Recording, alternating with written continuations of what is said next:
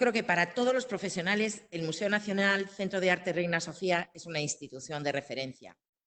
Y Olga pues, ha tenido la oportunidad, la suerte y la responsabilidad de liderar proyectos tan emblemáticos como Repensar Guernica, que es una web excelente que compila y acerca al público casi 2.000 documentos y materiales relacionados con esta obra maestra de Picasso. El proyecto se basa en un trabajo interdisciplinar de investigadores, historiadores, informáticos y diseñadores a lo largo de 2 años. Olga es una profesional que, aparte de llevar todos estos años trabajando en el Reina Sofía, también ha comisariado y ha coordinado eventos de arte y la relación con nuevas tecnologías. También tenemos hoy con nosotros a Manuel Gago. Él sí que está desde Compostela. Y yo creo que en el momento que le demos la palabra, porque primero vamos a darle la palabra a Olga para que explique en unos 15 minutos cómo se ha desarrollado su trabajo, algunos de los proyectos más interesantes y cómo lo ha desarrollado en esta época extraña. Y después le daremos la palabra cuando termine a Manuel Gago, que como todos sabéis es profesor de la Universidad de Santiago, es coordinador de los proyectos digitales del Consejo de la Cultura Galega, es de hecho el director del portal Cultura Galega. Manolo es muy famoso y muy seguido, es un divulgador científico y cultural en varios medios de comunicación y comisario de una exposición que me hace especial ilusión recordar, porque es Galicia, un relato en un mundo, y se acaba de cerrar hace nada, hace unos días, con la pandemia aquí, precisamente en el Museo Gallaz, y era la primera exposición que la Xunta de Galicia organizaba con motivo de la preparación del Xacobeo 2021. Pero con él hablaremos después. Ahora le vamos a dar la palabra a Olga. Olga, todo tuyo. Cuéntanos, ¿qué pasa? ¿Qué haces? ¿Cuáles son tus proyectos? Hola, buenas tardes a todos y a todas. Muchísimas gracias, Cecilia, por tu presentación y por la invitación. Encantada de contar mi experiencia y un poco iniciar este tipo de reflexiones que son muchas, ¿no?, en torno a este momento extraño que estamos viviendo. Nada, dar las gracias, una organización muy eficaz y bueno, esperando, mi intención no es tanto sencillamente lanzar algunas reflexiones a través de la experiencia que hemos tenido en el mundo de lo digital desde el Museo Reina Sofía, pero bueno, creo que es un momento de gran producción intelectual, de muchísimas reflexiones, de una toma de decisiones importantes de cara al futuro digital. Entonces, mi idea es un poco hablaros de cuál era la situación antes del coronavirus a nivel digital en el Museo Reina Sofía, cómo nos hemos ido organizando durante estos ya 2 meses y un poco las expectativas futuras que tenemos. Bueno, en el Museo Reina Sofía somos un equipo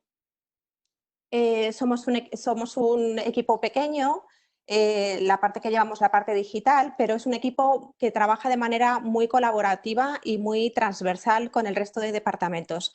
Hace ya aproximadamente unos 8 años que comenzamos un poco esta renovación digital en el museo, dándonos cuenta de la importancia que tenía esa ventana que es el mundo digital de cara al exterior, ¿no? O sea, al final la página web o los proyectos digitales que hacemos es una prolongación de la propia institución que nos permite explorar otro tipo de lenguajes y hacer pues todo tipo de proyectos más allá de lo que se cuenta en las salas y más allá de la experiencia física, que para nosotros es irreemplazable. O sea, no intentamos sustituir la experiencia física mediante la virtual, sino más bien desarrollar otro tipo de proyectos que nos permiten las herramientas hoy en día.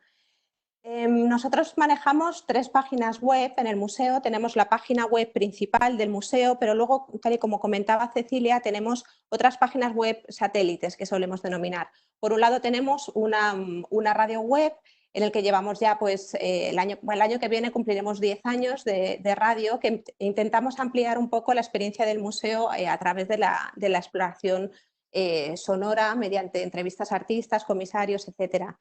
Luego, Repensar Guernica para nosotros ha sido el proyecto digital más importante que hemos tenido, sin ninguna duda.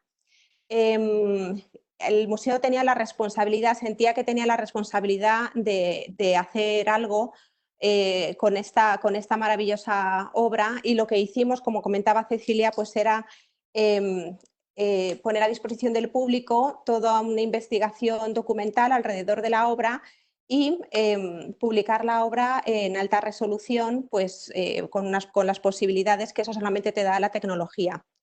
En este sentido, llevamos a cabo también otro tipo de microsites relacionados especialmente con la colección.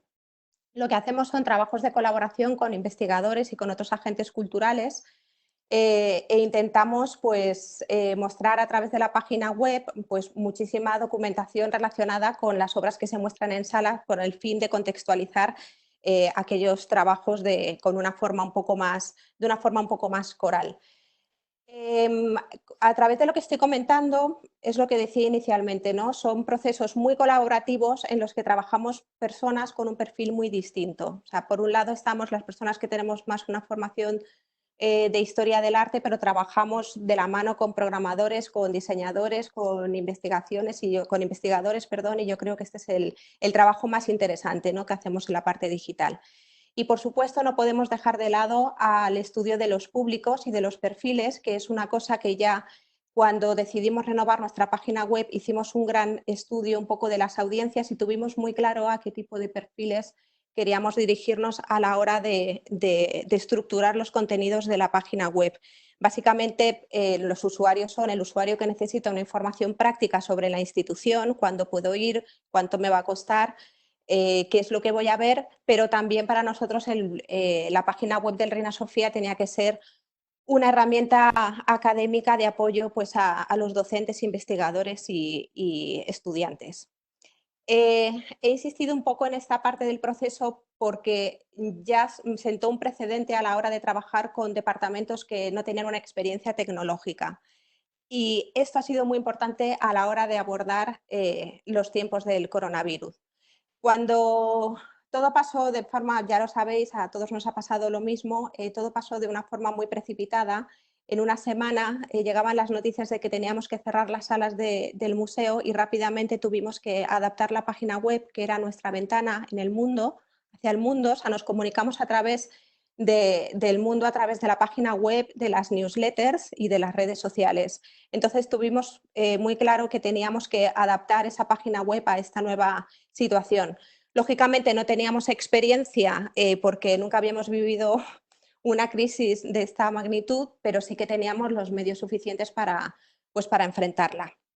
Lo primero que hicimos fue adaptar la página web, digamos que toda la programación principal basada en las exposiciones y en las actividades temporales, pues lo que hicimos fue ocultar las fechas, puesto que quedaron en pausa, no sabíamos si se iban a producir más adelante o cómo se ha tenido que reorganizar todo el calendario de exposiciones, por ejemplo. Entonces lo que tuvimos que hacer es ocultarlas, pero no hacerlas desaparecer y poner en portada otro tipo de contenidos puramente digitales, y afortunadamente teníamos bastantes fondos para llevarlo a cabo.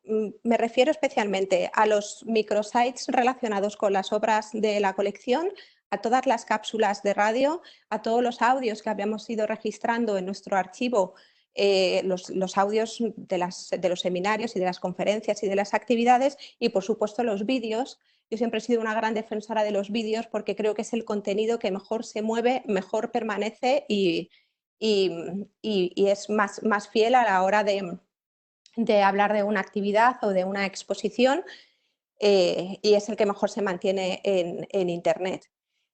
Esto respecto a lo que es la página web. Luego, rápidamente, estas primeras semanas vivimos una especie de bulimia cultural, ¿no?, donde todo tenía que ir a la página web, todo el mundo tenía ideas geniales y fantásticas para la página web. Entonces, por un lado, teníamos que organizar todos los departamentos que tenían esas ideas para la página web. Por otro lado, teníamos que formar parte de iniciativas que marcaban pues otras instituciones, otras redes, otros hashtags en Internet, y tuvimos que adaptarnos, ¿no? Como decir, Dios mío, ¿tenemos algo preparado para este público determinado de educación o tenemos algo preparado para, no sé, realidades más algo relacionado con la realidad virtual, etcétera? Entonces, en ese sentido, creo que nos hemos calmado hemos asimilado muy bien los contenidos que hemos tenido y sobre todo el objetivo para nosotros era hacer contenidos de calidad. Es decir, en la página web no te la puedes jugar, ¿no? Es decir, podemos jugar con grandes elementos de diseño como banners, cosas muy llamativas, pero si no hay nada detrás no sirve de nada. La organización y la calidad de los contenidos es realmente muy, muy importante. Luego, al mismo tiempo, nos íbamos familiarizando con las herramientas de comunicación, con las videoconferencias, los múltiples canales que eran a través del móvil, porque claro, aquí lógicamente cada persona que formaba parte de un equipo determinado tenía sus circunstancias personales, entonces toda una reflexión, ¿no?, que conlleva el teletrabajo, ¿no?, cómo se desbordan nuestros horarios, nuestras tareas, cómo nos adaptamos los unos a los otros, todo esto es muy interesante y bueno, daría otro, para otro seminario, digamos, y al final cómo se han ido estandarizando las herramientas de comunicación, de organización y sobre todo pues, los calendarios de programación. Luego, durante la cuarentena, cuando ya teníamos como muy asentados, nosotros teníamos una serie de proyectos que ya estábamos desarrollando y que queríamos publicar de alguna manera, programados más hacia final del verano, etcétera, pero que los hemos ido acelerando aprovechando que teníamos a nuestra disposición este público digital que estaba deseando, ¿no?, pues, estudiar y formar parte de las propuestas que hacíamos los museos. Dentro de que teníamos muy claro que nuestras herramientas de comunicación eran la página web, las newsletters que hemos ido enviando como si fuera toda una comunicación digital, como si fuera un proyecto editorial en sí mismo, en cada newsletter que enviábamos cada semana, también están las redes sociales que, por supuesto, complementan muchísimo y que son fundamentales a la hora de tener una comunicación con el público. Durante la cuarentena hemos tenido la oportunidad de desarrollar 2 muestras fotográficas online directamente relacionadas con los tiempos de la cuarentena. Hemos trasladado al formato videoconferencia algunos encuentros con comisarios y con artistas y con teóricos. Hemos publicado un microsite que hemos llamado Gigapixel, donde tenemos una selección de obras de la colección en altísima resolución, un poco lo que habíamos hecho con Guernica, pero con otras obras de la colección. Hemos publicado piezas de vídeo que teníamos inéditas y que hemos acelerado su edición para que estén publicadas durante estas semanas. Tenemos ciclos de cine relacionados con el tema a propósito de la cuarentena.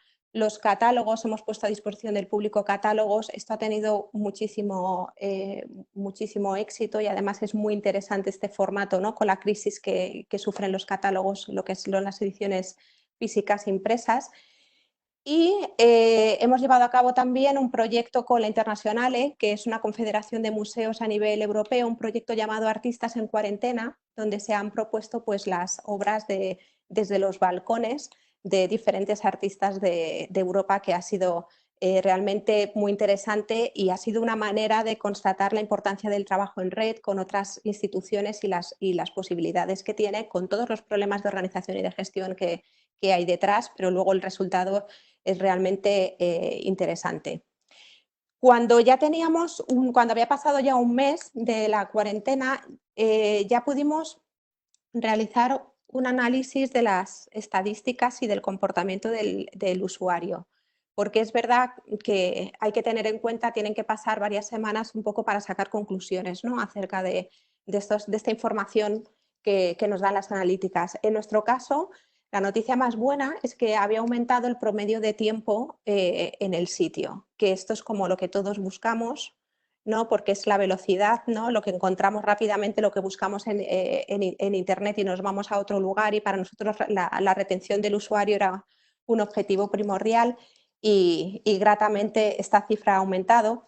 El consumo de contenidos, para entendernos, ha cambiado radicalmente. Lógicamente habíamos bloqueado la sección de visita, entonces ya no se podía acceder a los horarios y a las tarifas, y entonces de repente de las 10 páginas más visitadas pues se sitúa la radio, Repensar Guernica, los proyectos de Gigapixel, etcétera, lo que para mí como responsable de proyectos digitales pues fue una alegría enorme.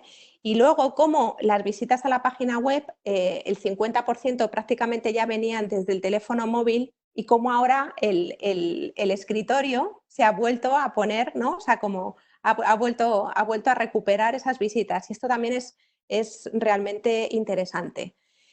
Un poco ya para finalizar, que creo que ya voy rozando los 15 minutos. Para finalizar, sencillamente, pues contar que a partir de ahora está claro que todos tenemos que pensar un poco en lo digital, que el resto de departamentos es verdad que están pensando de otro modo, han trasladado su manera de, o sea, no es que se vean anuladas, por supuesto las actividades físicas se ven anuladas, pero hay otra forma de repensar los contenidos, de llegar a este público. La página web, por supuesto, que se ha visto reforzada, sobre todo con contenidos. Hemos aprendido mucho de que los contenidos, lo que comentaba hace unos minutos, ¿no? La importancia de la solidez de los contenidos, no tener esa prisa por publicar, sino estudiar, tener una línea editorial muy clara, una guía de estilo, que todo esté bastante bien unificado. Y yo creo que optar por los proyectos de investigación para reforzar las líneas fuerza que tiene el museo es algo realmente interesante y queda muchísimo por hacer en ese sentido y abrir pues las redes de colaboración, que trabajemos de manera mucho más unificada, que se estandaricen los lenguajes. Utilizamos otro lenguaje ahora a la hora de dialogar entre nosotros y nosotras. Y bueno, creo que justamente la cuarentena nos ha pillado en un momento en el que estábamos muy familiarizados con estas herramientas digitales, ya está viendo cómo nos comunicamos con nuestros familiares y con nuestros amigos, por lo tanto creo que es un momento idóneo para asumir y para interiorizar esta parte digital para llegar a todos esos públicos, ¿no? Que de otra forma, que se puede llegar de muchas formas que no sea la forma puramente física. Entonces, para finalizar ya, decir es eso, que lo importante es como es una organización, tener claro el discurso, los proyectos de investigación que tenemos y aprender y evolucionar a partir de aquí. Muchas gracias. Pues muchísimas gracias, Olga, por compartir tu experiencia. Qué interesante todo, cuánto que aprender. Me quedo con que es el momento idóneo para interiorizar lo digital y llegar a todos los públicos. Un reto enorme que tenemos también en Galicia, pero bueno, como vos decía, está también con nos Manuel Gago, el mismo defínese como especializado en diseño e desenvolvemento de medios digitais en comunicación multimedia sobre patrimonio cultural, gastronomía e ciencia. El tamén ten moito que decir. Y lo que quería deciros a todos, porque veo que hay muchísima gente conectada, tanto a los de Galicia como desde fuera del resto de España. Estáis todos invitados a participar, a hacer preguntas. Hay un chat a disposición en este sistema donde podéis escribir todas las dudas, todo lo que queráis saber acerca de lo que ha comentado Olga, todo lo que os penséis que podéis preguntarle a Manolo también, porque cuando termine su intervención intentaremos mantener un diálogo y darle contestación a vuestras demandas. Adelante, Manolo. Bueno, pois moi boas tardes. En primeiro lugar, pois dar as grazas a Cidade da Cultura, Xacobeo, por convidarme a participar nesta primeira sesión deste foro. Grazas por convidarme, grazas por estar con Olga, pero sobre todo tamén grazas porque metidos na voráxine diaria do traballo da produción de contidos, esta é unha estupenda tamén excusa para nós mesmos poder reflexionar alrededor do que facemos e de alguna forma poder, de alguna forma, abstraelo e compartilo, que é tamén moi importante, non? Eu, por complementar, antes estivemos falando con Olga, estivemos vendo un poquinho como cada un podía chegar cousas diferentes. Eu, por complementar, primeiro me gustaría, a mí me interesa moito sempre a audiencia dos medios digitais, que é o que podemos aprender do público. Primeiro me gustaría compartir algunhas ideas alrededor do que vivimos como produtores de contidos digitais e como, de alguma forma, tamén auditores deses contidos e deses servizos digitais.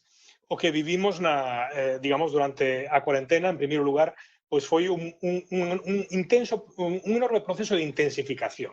Eu chamaría así, é dicir, de repente, as magnitudes de audiencia que tiñamos no mundo digital cambiaron moitísimo en dous ámbitos, é dicir, por un lado, no consumo de obxectos digitais, e me estou referindo a libros electrónicos, audiolibros, vídeos, e, por outro lado, nas propias interaccións do usuario con respecto ás redes sociais e ás webs. É dicir, vivimos unha intensificación destas magnitudes. Non era un fenómeno novo, nada disso era novo, é dicir, todo eso eran prácticas que existían desde antes. O que estamos vivindo é como de repente a escala cambiou. Cambiou de maneira espectacular.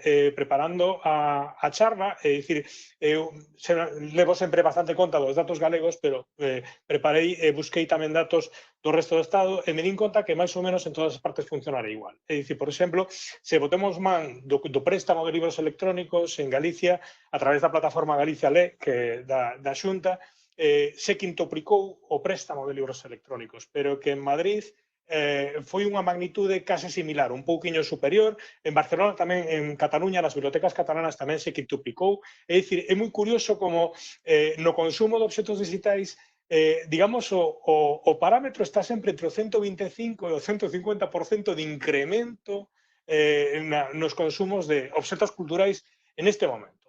Obviamente todos sabemos que isto non vai ser sempre así, é dicir, conforme vayan cambiando as fases, digamos, do estado de alarma de confinamento e se vayan empezando a poder diversificar as actividades, todo isto irá descendendo. Pero que non podemos caer na idea de que disto non vai quedar nada, porque podome equivocar, pero sempre queda algo.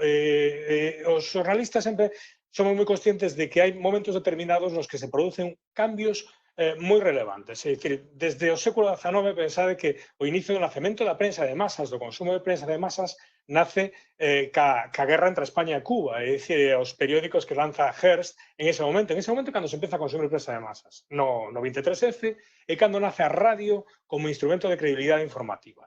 E xa no mundo de internet, é dicir, foi durante a crise ou as protestas de Seattle e o Prestige, cando por primeira vez no mundo, é dicir, se empezan a desenvolver internet como un espacio de activismo social e político. É dicir, son neses dos momentos, en Seattle e na crise do Prestige, é dicir, a nivel mundial. É dicir, en ese momento se produce un cambio no uso dun medio, neste caso de internet. Non podemos pensar que iso non vai a acontecer aquí tamén. É dicir, vamos a vivir un cambio e é moi interesante que empecemos a pensar, empecemos a mirar que o que vai cambiar no consumo de medios digitais, na práctica e no uso de medios para ver como podemos implementar e aproveitar para os nosos propios produtos. Entón, eso é unha das primeiras cousas que me gustaría salientar. Sobre todo, incluso, ese incremento de obxectos que vemos tamén se trasluciu as webs. Estive un pouco botando conta das webs que eu podo conocer, das webs institucionais, por exemplo, a nivel galego, que podo coñecer con xente que traballa noutras, é dicir, nas da miña institución, é dicir, incluso esos incrementos foron moi notables. A redor no tráfico web, pois, dun 25%, etcétera, e con picos moi disparados no consumo de redes sociais desas institucións. É dicir, vemos todo unha notable circulación que, sobre todo, para min é unha oportunidade, pero sobre todo unha reflexión. Fixadevos o que vos quería comentar. De repente, o que aconteceu de alguma forma é que a economía da atención nos beneficiou os nosos produtos. É dicir, a xente dispuña de máis tempo e, polo tanto, sucedeu que canalizou parte do seu interese cara a nós. Eu teño que dicir que ao principio, cando empezou o confinamento, era bastante escéptico. Pensaba que sí que iba a haber un incremento moi grande pois, no mundo das plataformas digitais tipo Netflix ou HBO, pero non tiña claro que era o que iba a acontecer, digamos, cos contidos culturais. E, sin embargo, tamén pasou. É dicir, unha parte, non sabería dicir canto, pero unha parte significativa desas horas e dese interés se canalizou cara a estes medios. E que aconteceu? Fixadevos, eu creo que nestes momentos en Galicia, digamos, por exemplo, pero creo que é extensible a toda España, digamos, as audiencias dos nosos medios digitais, dos nosos perfis en redes sociais, estaban máis ou menos equilibrados. É dicir, nos últimos anos o incremento do acceso a internet a través de smartphones ou pola generalización da conexión xa está relativamente estabilizado. Entonces, digamos, os crecementos que tiñamos nas nosas perfis sociais que xa teñen varios anos ou nas nosas webs, bueno, pois eran incrementos moi suaves, non? Que de repente se multiplicaron. E iso nos ten que facer ter unha idea. Moitas veces, a veces nos conformamos co público que pensábamos que tiñamos. Porque ese público estaba máis ou menos estable, lanzábamos algo nas redes, tiña unhas certas interaccións, nos conformábamos con uns cuantos likes, con uns cuantos shares, e de repente o que nos demostra isto é que hai moito máis público interesado.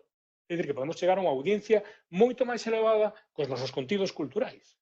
É dicir, entonces eso nos debe levar a unha reflexión. É dicir, como debemos facer para conseguir fidelizar ese outro público, para dar ese salto de escala, porque se cada pensábamos que estábamos no noso teito natural de público despois de 10 anos de redes sociais ou despois de 20 anos de webs e que chegábamos aí e resulta que non estábamos aí. É dicir, que podíamos ter moito máis público e que chegou a nós nunhas circunstancias determinadas que non debemos esquecer, pero que chegou a nós finalmente. Entón, unha reflexión que eu me estou dando moitas voltas ao longo destes días, a partir do traballo que estamos tendo, ten que ver con iso. É dicir, como podemos conectar e fidelizar a toda esa audiencia que, de alguma forma, polo menos desde o punto de vista das institucións públicas e culturais, é moi importante, pero eu creo que para calquera entidade ou asociación. É dicir, non nos podemos conformar co que tiñamos en termos de público. Debemos chegar moito máis alá. E podemos chegalo porque estamos vendo que éramos capaces de chegar con o noso contido. Entón, temos que ver como podemos entrar aí. Como podemos, cando a economía da atención volva a, digamos, a levar a normalidade que tiñamos previamente o consumo de medios, e cando a xente teña menos tempo libre para facernos caso, teña que escoller, como podemos facer que nos escolla? Como podemos darlle tamén cousas que capten o seu interese, que cheguen a eles? Como podemos conseguirlo? Entón, para min, esa é unha das primeiras prioridades, unha reflexión que moitas veces nas entidades deberíamos ter a partir de que debemos facer. O segundo, estaba escoitando a Olga, a verdade é que me identificaba con moitísimas cousas das que Olga estaba a comentar, porque de alguma forma tamén as vivimos. Eu traballo no Consello da Cultura Galega, no Consello, digamos, temos un departamento digital pois desde hai 20-21 anos. É dicir, por exemplo, Cultura Galega, que é a plataforma de divulgación cultural, este outubro pois fará 20 anos. É dicir, me fai moita graza cando a veces a xente fala de novos medios, non? E, bueno, de novos medios, pero aquí xa estamos señores, xa estamos señores detrás deses medios a veces, non? É dicir, pero son 20 anos, te permiten saber moito xa alrededor de como son os procesos de como encaixa un departamento digital ou incluso a propia idea do digital dentro dunha institución ou entidade que está desde moito antes e que está desde unha lógica anterior ao mundo digital. Entón, cando isto empezou a suceder, de alguna forma precipitadamente, todos nos tivemos que retirar, digamos, os nosos cuartéis de inverno, é dicir, nos tivemos que ir para as nosas casas e tivemos un pouco que plantexar que seguimos. Creo que é moi importante, aí se demostrou a importancia de ter unha lógica de traballo digital xa desde atrás. Sobre todo o que eu chamo un fondo de armario. Olga facía moito en fincapé nas webs. As webs son moi importantes e moitas veces no traballo de difusión cultural nos últimos anos as pobres das webs quedaron relegadas. É dicir, porque as redes sociais crean unha apariencia un tanto falsa de interacción e de éxito con respecto ao que son as webs. É dicir, ves uns likes aí, ves un share, alguén opina, parece que está moito máis vivo e a web é moi silenciosa, porque nas webs das entidades culturais habitualmente non temos comentarios, nin ainda que tiveramos aberta a posibilidade, posiblemente os teríamos, porque toda a conversa está nas redes. Entón, de repente, supoño que para moita xente, para nós desde logo, nos dimos conta de que a web era o tesouro, era o fondo de armario, era o lugar desde o que construir a estrategia digital no futuro, ou durante este tempo. Por que? Non só a web por algo presencial, sino a web como un almacén, como un repositorio, como un espazo con contidos coidado ao longo do tempo. E aquí ven, se algo aprendín nestes 20 anos de traballo cultural, é que as institucións moitas veces culturais non temos moitos cartos, non temos moito persoal, pero podemos ter unha certa estabilidade dos proxectos. Entón, cando un construe un proxecto digital, o tes que construir tendo moi presente esa dimensión, de que se cadra a ti non te importa tanto que o teu proxecto teña unha gran magnitude e de investimento económico nun momento determinado, sino que teña unha certa solidez e estabilidade para que todo o que vayas construindo o vayas agregando aí. Chega un momento, isto sempre vale, pero chega un momento no que ademais podes construir en casos como este unha estrategia digital. É dicir, nós, por exemplo, o que fixemos no Consello en este caso foi, digamos, dividir como 3 niveis. É dicir, tivemos que de repente que reaxustar a produción, había xente que facía traballo físico ou que facía traballo para organizar eventos en sala, todo eso se tivo que resistar, pero desde o primeiro momento establecimos calendarios con unha visión mensual con 3 niveis. O primeiro nivel era o nivel de fondo de armario. É dicir, era o nivel no que recuperábamos contidos e a veces buscábamos que eses contidos estivesen conectados ca actualidade, pero non necesariamente. E iso nos leva a descubrir unha cousa moi importante. moitas veces, cando nas institucións facemos proxectos moi grandes, estes proxectos moi grandes, cando os levamos á rede e os presentamos na rede, son a veces tan complexos e tan extensos que a posibilidade de ser comprendidos, de ser disfrutados, se reduce moito, porque o consumo da xente, o tempo que a xente está interaccionando con eles é relativamente menor. Por exemplo, nós agora todos os luns presentamos un obxecto dunha exposición que fixemos hai uns anos que se chama Galicia 100 e que eran 100 obxectos da historia de Galicia. Bueno, pois, o feito de sacar agora cada obxecto de catálogo, contextualizalo, facer unha pequena redacción adaptada para redes, etcétera, etcétera, está tendo un éxito tremendo, cada unha desas pequenas pezas. Entonces, de alguna forma, estamos recuperando unha exposición que fora concebida con un formato físico, pero tamén co seu catálogo, e de repente está tendo unha vida absolutamente nova neste momento de confinamento. Entón, ese tipo de elementos son moi importantes. Pensar en calendarios a niveles nos que o fondo do armario do que tes, os obxectos que estés guardados dentro do teu interior son moi interesantes. E despois, en relación á organización do traballo, eu falo, outro día dicía Olga, que unha das cousas máis, cando te traballas nun departamento digital nunha entidade que ten máis departamentos, hai un momento que é maravilloso o que tens que conseguir, que é que ter un linguaxe propio.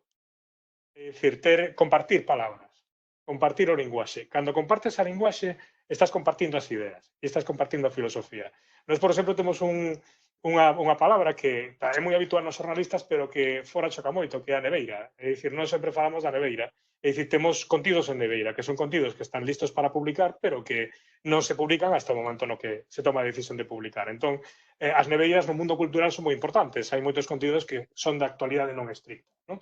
Entonces, por exemplo, no momento no que ves a un departamento de documentalistas falando de neveiras, é dicir, bueno, xa conseguimos algo, é dicir, estamos na mesma onda, na idea do ciclo de publicación, que é un elemento moi importante, é dicir, entender dos ciclos. E esta era outra idea da que quería falar, o que, conectado co anterior, que é a idea de ciclo.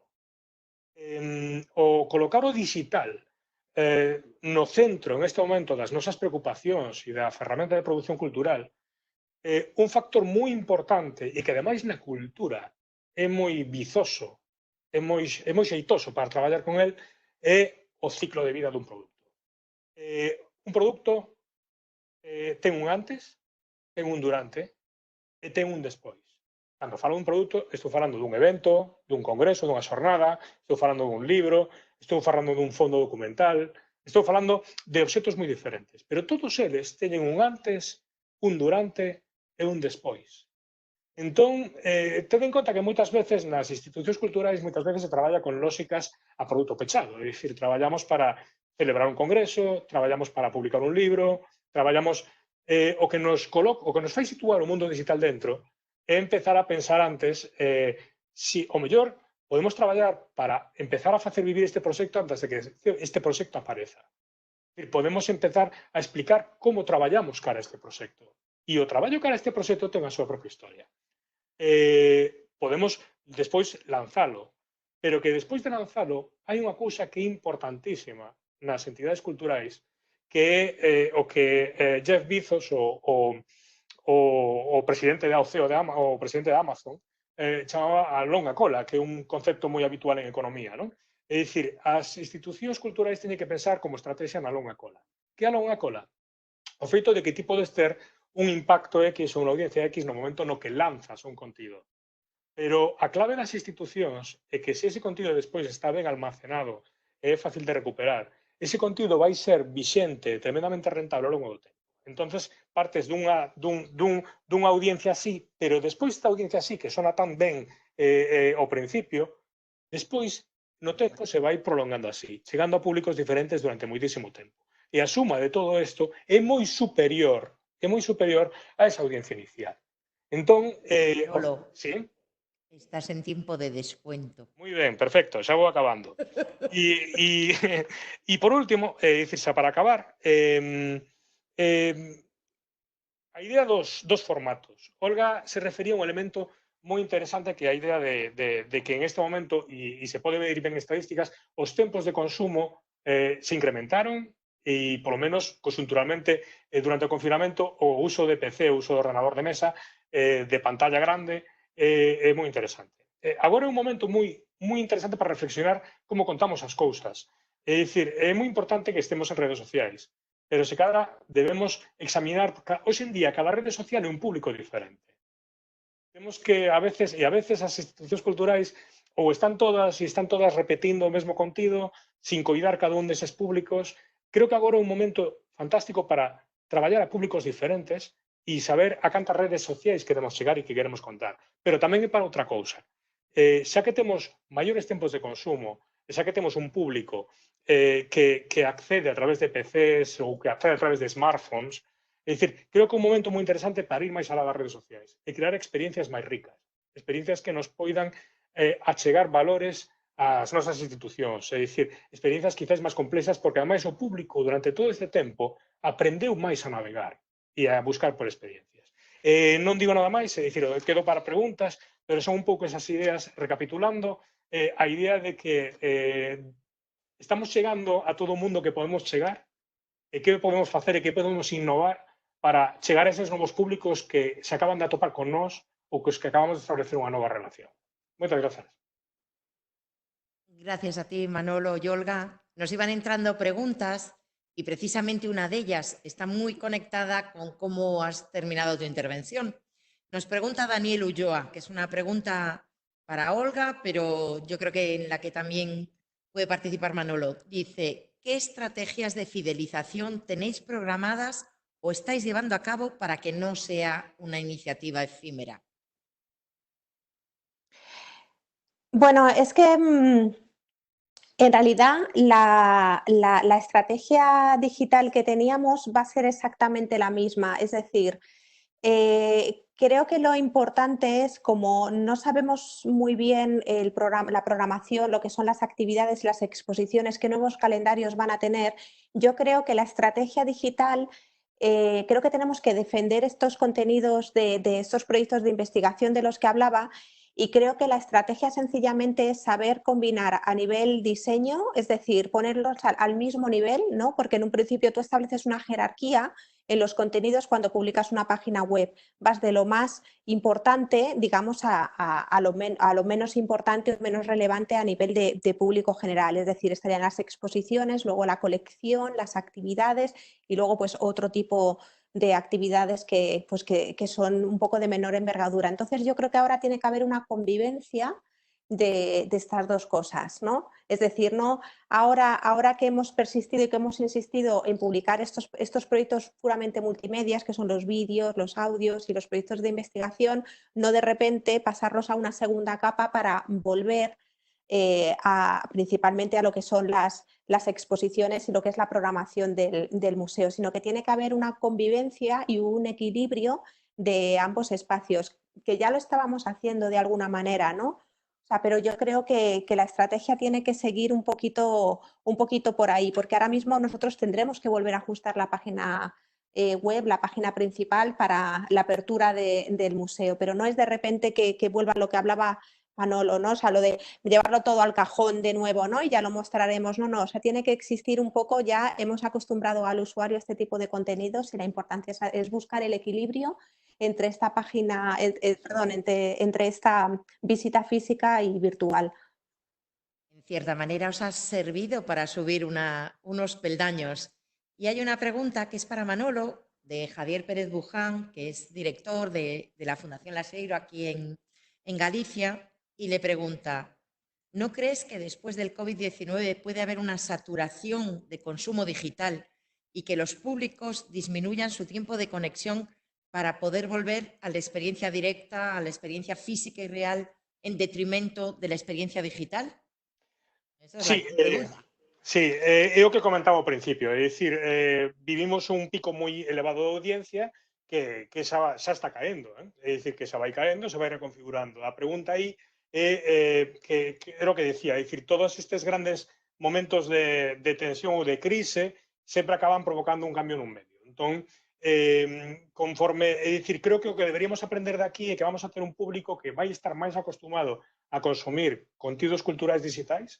Non sabemos canto del quedará fidelizado aínda, pero vai estar máis acostumado a consumir contidos culturais digitais e iso nos obriga de alguna forma a repensar como podemos complementar esas dúas experiencias. a nova que vamos a poder facer, que a de visita física en sala ou no seu espazo aos museos, ás galerías, etcétera, etcétera, con o que podemos ofrecer no mundo digital. É dicir, como van a poder ser complementarias dúas realidades que en este momento se revelaron moi importantes. É dicir, o que non creo é que realmente desapareza todo. É dicir, vai pasar como nos, digamos, neses ciclos anteriores. É dicir, vai quedar algo, vai quedar unha maior práctica, unha maior experiencia, un maior uso.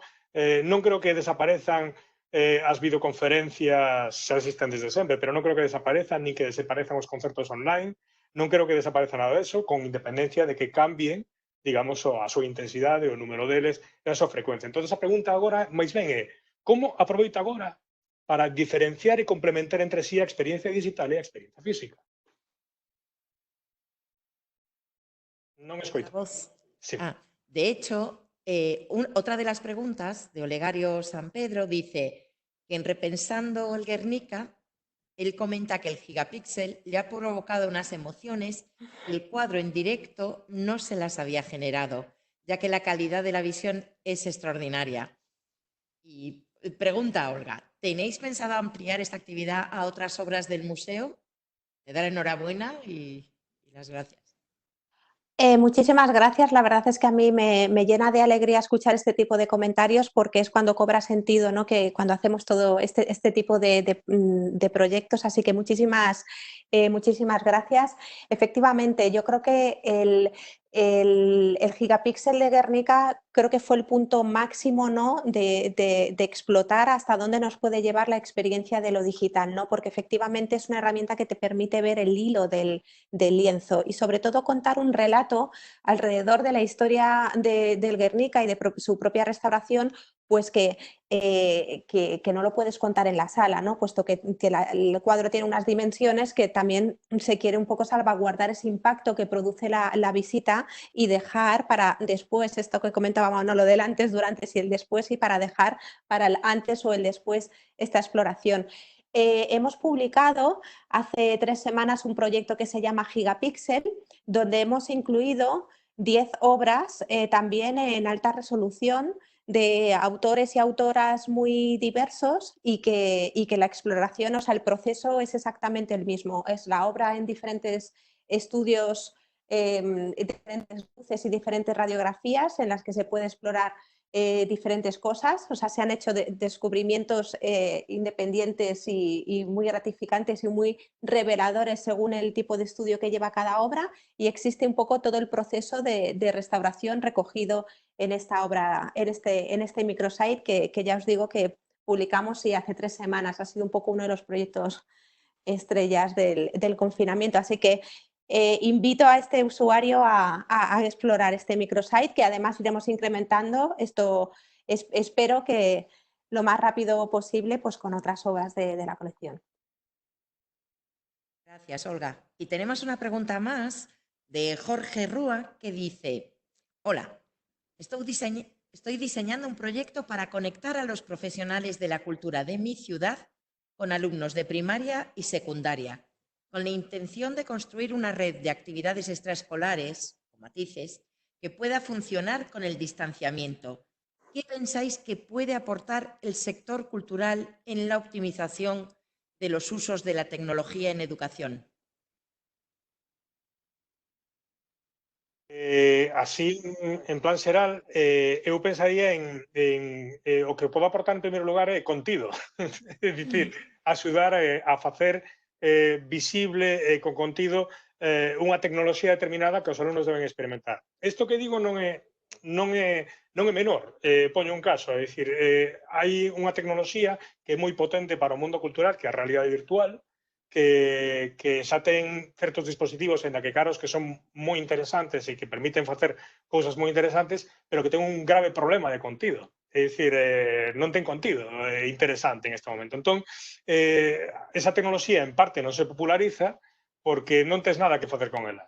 Entón, creo que a cultura, sobre todo o que pode axudar no ámbito da conexión entre, digamos, no uso de tecnoloxías por parte dos escolares, para crear motivos polos que empregar a tecnoloxía traballar. É dicir, a partir de contidos, e pode ser unha primeira idea.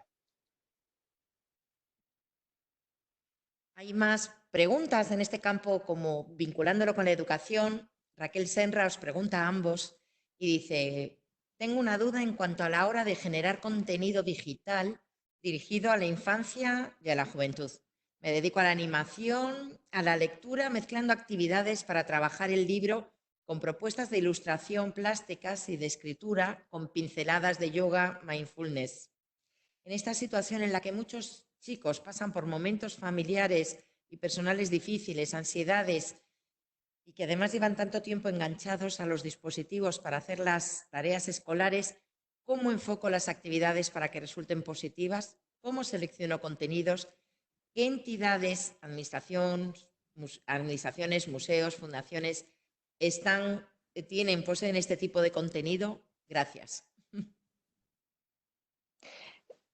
Bueno, en el caso del Reina Sofía, el Departamento de Educación, la verdad es que está haciendo una labor estupenda para acercar a los diferentes perfiles y públicos que llevan y que gestionan las actividades o sea, los públicos que desde el Departamento de Educación se gestionan diferentes actividades, proyectos. Hay un proyecto, por ejemplo, ahora que se denomina Gira en tu casa, que quizás te puede dar alguna serie de ideas. Es un proyecto a largo plazo que lleva el Reina Sofía, de duración de 1 año, y que se ha adaptado a la página web en tiempos de coronavirus, pero que se reactivará en algún momento. Y bueno, yo creo que para este tipo de cuestiones sí que creo que sería interesante pues, dirigirse directamente a los especialistas y a la gente que coordina los departamentos de educación, que por supuesto siempre están abiertos a colaborar y hablar con los usuarios y ayudar con profesores y diferentes profesionales del mundo de la educación. Es decir, que de alguna manera, sencillamente a través del buzón de info que tenemos en el Museo Reina Sofía, o sea, te podríamos poner en contacto directamente con profesionales de la educación. Pero si visitaras la sección de educación de la página web, te vas a poder hacer un poquito a la idea de contenidos exclusivamente diseñados para el tiempo de coronavirus. Luego ya, más allá de cómo vayan a funcionar, porque es verdad que, pues, que estamos en un momento de agotamiento, y los niños y jóvenes y adolescentes yo creo que más todavía, pero bueno, yo creo que es un buen sitio para hacerte un poco una idea de cómo enfocar este tipo de contenidos. Yo como un truco... Gracias, Olga, su nombre. Manolo, Didi. Sí, como un truco práctico, eu suxería que, aparte de coincidir con Olga en que o consultes con profesionais que traballan no ámbito da educación con rapaces, sí te convidaría a experimentar a idea de que, coñecendo que tipo de tecnoloxías utilizan os rapaces en este momento para facer os seus traballos, que, bueno, pues traballan con unha serie de tecnoloxías relativamente coñecidas e que a través, por exemplo, de aulas galegas podes preguntar aos profes e te poden dar datos desas tecnoloxías. Eu faría algo nunha tecnoloxía que eles non empregan habitualmente, en algo que lles desafíe e lles rompa un pouco os esquemas e de repente lles permita explorar. Nós, por exemplo, fixemos unha aplicación hai 3 anos, creo, que se chama Máquina do Tempo, que está disponible para iPhone, para iOS e para Android, e que era unha aplicación de realidade aumentada, de realidade virtual, na que basicamente o que facíamos era levábamos pezas de museo á casa dos rapaces, é dicir, con un simple marcador podían examinar pezas moi importantes do patrimonio moble galego, velas en detalle, de alguma forma saber con elas, e incluso despois viaxar ao seu tempo todo o seu redor, non? E foi un proxecto moi desafiante que despois os rapaces utilizaban, de alguma forma facían con el o que agora está moi de moda de imitar na tua casa un cadro antigo, non? Pois eles facían o mesmo, reproducían unha escena antiga a partir de aí. Entonces, non negarei que parte da atención estaba en desafialos cunha tecnoloxía que eles non coñecían. Entón, son unha idea das moitas que poden ser posibles, pero eu probaría con algo tamén diso. Bueno, y Patricia Oribe pregunta 2 cosas. No, una de ellas la podéis responder perfectamente como profesionales, aunque creo que encajará más en otro de los webinars que estamos preparando. Una es si creéis que en esta era post-COVID-19 volveremos a tener exposiciones blockbuster o esto va a suponer un momento de inflexión. Y después una específica para Olga que dice si con respecto al acceso de los investigadores a la consulta de los archivos y los fondos documentales del museo, si os vais a plantear alguna alternativa a la consulta presencial. Se vuelve muy necesaria. Contesto brevemente. Bueno, yo creo que las exposiciones de grandes públicos, lógicamente todo el sector cultural ahora mismo se está reformulando y este tipo de exposiciones de grandes públicos pues probablemente en estos momentos, desde luego, creo que no van a ser posibles. Yo creo que se va a repensar todos estos procesos de producción, porque si las grandes exposiciones están vinculadas también a presupuestos, ¿no? Y a algún tipo de conversión económica, pues también se van a tener que repensar un poco en ese sentido. O sea que yo diría que desde luego temporalmente esas exposiciones no van a tener lugar y que se van a explorar pues otro tipo de canales, de formatos más asequibles y de otro tipo de exploraciones, ¿no? Con otros públicos y otras redes. Eso respecto a las exposiciones. Y la pregunta relativa al acceso de documentación para los investigadores, sí, se está pensando, se está desarrollando, pero sí, hay un proyecto importante de biblioteca digital del Museo Reina Sofía que ya se estaba llevando a cabo porque como os decimos, sencillamente ahora se han activado proyectos que llevamos mucho tiempo desarrollando, ¿no? Y sí, se está trabajando en una gran plataforma de acceso a este tipo de documentos. No sé decir exactamente cuándo verá la luz porque es un proceso delicado, conlleva una gestión de los derechos de autor, la digitalización es un proceso costoso que ahora mismo estamos en un momento en el que se tienen que repensar también todos los presupuestos, se tienen que mover un poco las partidas. Es un proyecto de grandes dimensiones y una envergadura importante, pero sí, desde luego es una de las prioridades, o sea, tener una biblioteca digital lo más abierta posible. Fantástico. Sí, yo, bueno, con respecto a las exposiciones, también un poco a nivel de tal, simplemente un detalle. Está claro que a corto y medio plazo no van a existir por la complejidad de la producción de una de estas exposiciones, es decir, que son exposiciones que pueden llevar 1 año, 2 años, 3 años, es decir, bastante tiempo, y eso nos va a un marcador de que quien tiene que tomar decisiones en este momento de hacerlas no sabe a qué tenerse. Entonces vamos a tener por lo menos 2 o 3 años con independencia de lo que pase con las restricciones de acceso de público. Durante 2 o 3 años no vamos a ver ese tipo de exposiciones. Después veremos qué pasa, claro. Lo que pasa es que va a haber también el debate si los museos van a ser capaces, sin esa aportación extraordinaria de las entradas y el público que les genera, ¿no? Si van a ser capaces de mantenerse. Pero bueno, haremos otro foro que va a estar centrado en artes visuales y lo debatiremos. Gustavo Adolfo nos pregunta, ¿no creéis que al margen del nivel en que se estabilice la curva de consumo digital, cultural, va a quedar en el ambiente una actitud distinta hacia la tecnología, de por sí positiva y enriquecedora? ¿Mejorará la calidad de la oferta? Sí.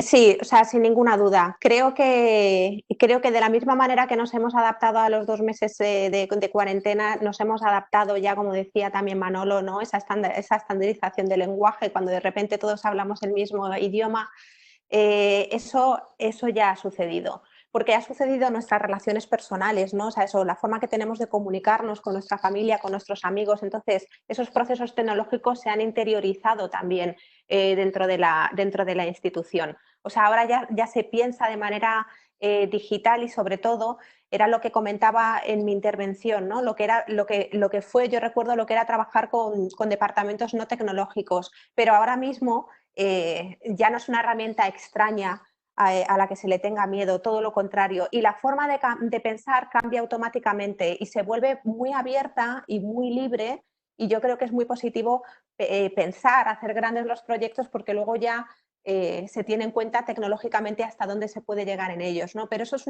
una experiencia, la de pensar juntos y juntas de forma digital, abierta, muy enriquecedora, que yo estoy deseando hacer, estoy deseando encontrarme con mis compañeros y compañeras de otros departamentos para empezar a pensar digitalmente y sin ninguna duda yo creo que sí, que va a salir muy fortalecida, pero es muy importante organizarse bien y que los contenidos sean de calidad, porque es muy fácil hacer proyectos simplones y demás, no. Y por eso hay que saber frenar un poco esa ansiedad de la publicación rápidamente y asentar bien los proyectos para que tengan una calidad. Sí, bueno, yo creo, es lo que decía desde el principio, eu creo que vamos a ter creo que desto vai quedar moito, é dicir, durante estas semanas eu puiden ver como xente que nunca utilizaba determinadas tecnoloxías se apropiaba delas, e cando falo de apropiar non é só usalas, senón que empezaba a utilizalas dunha forma propia, dunha forma persoal.